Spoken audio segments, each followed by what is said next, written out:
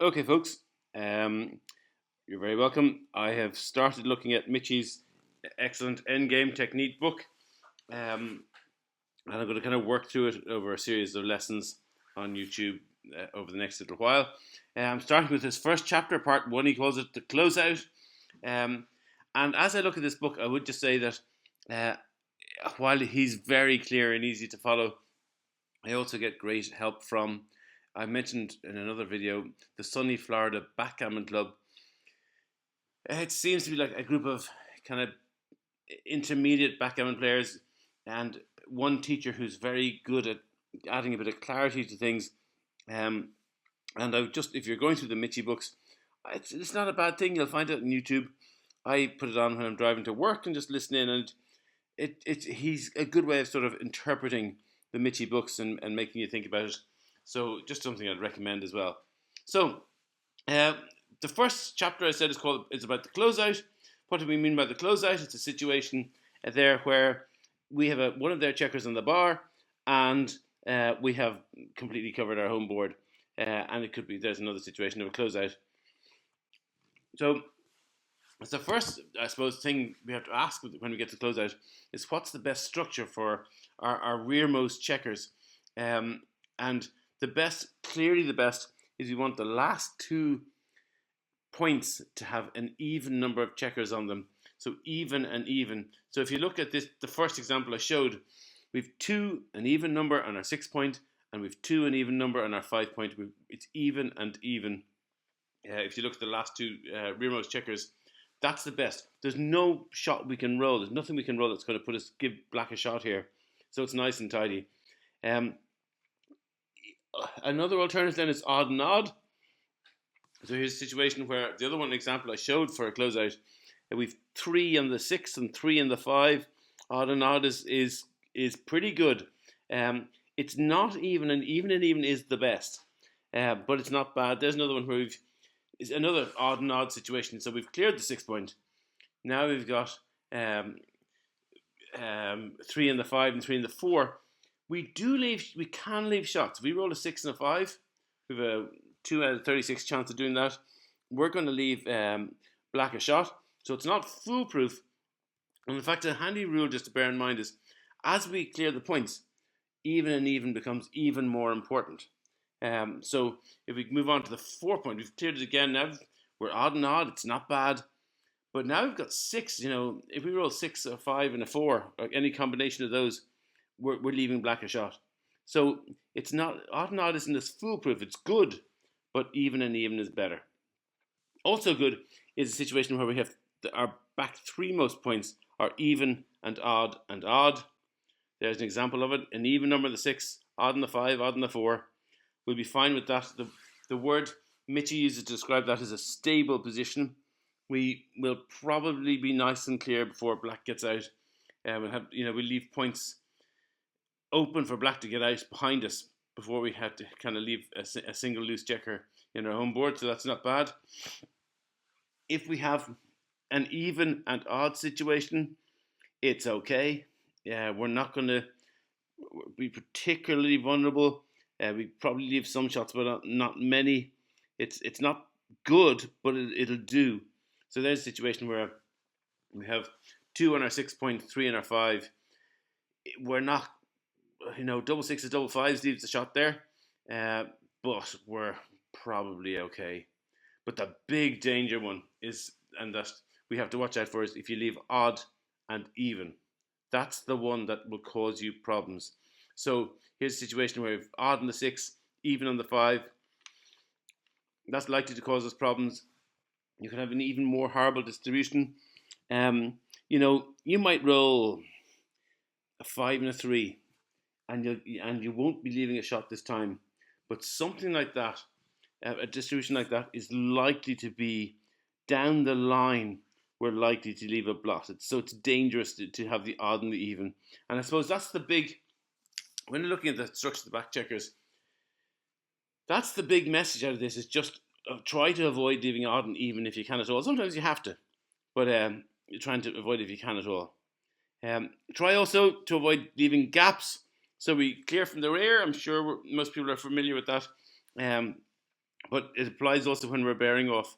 So, a gap like that in the 4 point can give us problems later on. So if we can avoid them, we do. Now, sometimes you can't, but we try to avoid them if we can.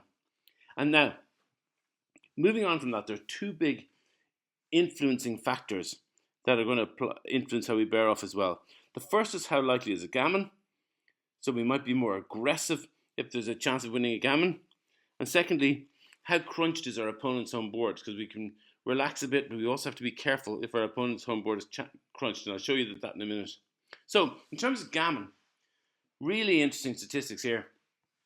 If we've closed out our opponent and they've got one check on the bar, our chances of a gammon are 2 point something %, depending on where their spare checkers are in their home board.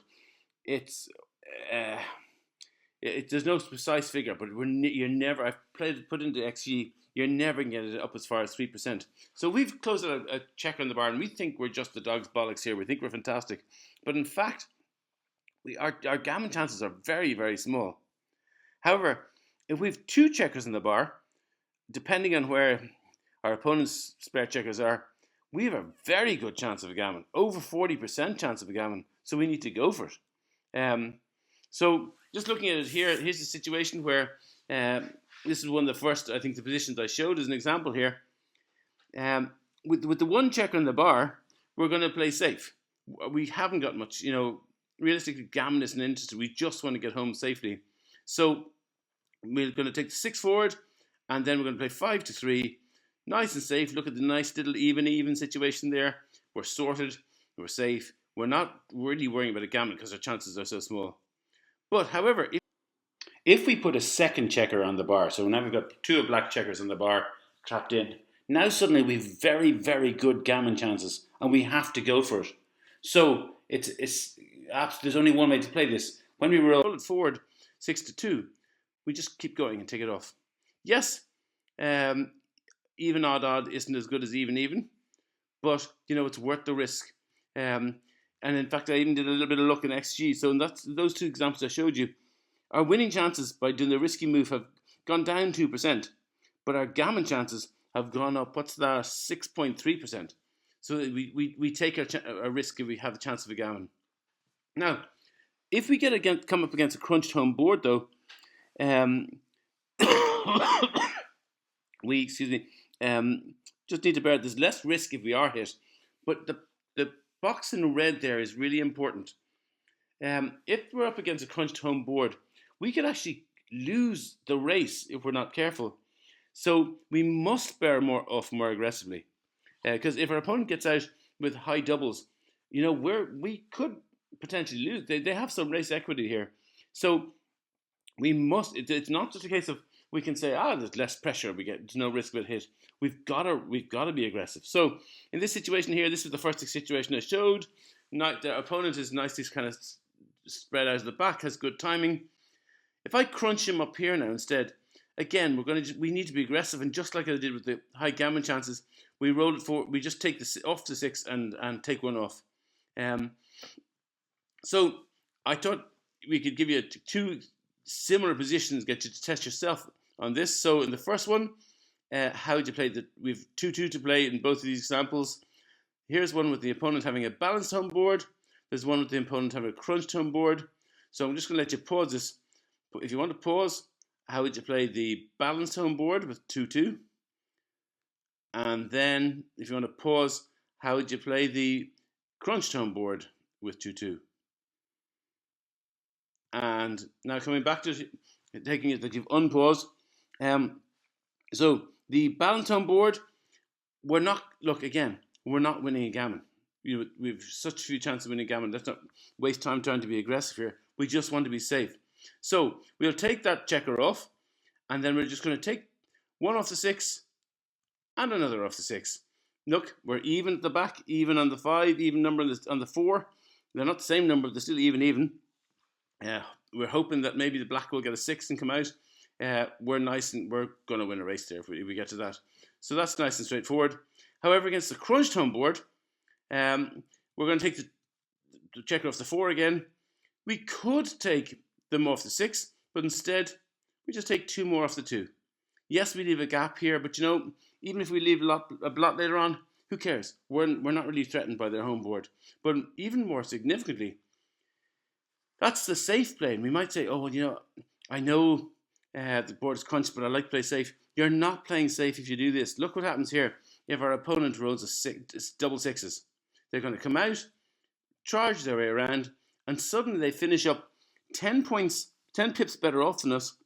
And if they roll any sort of doubles after this, we're down in the race from being such a commanding position. So you must race aggressively if your opponent has a crunched home board.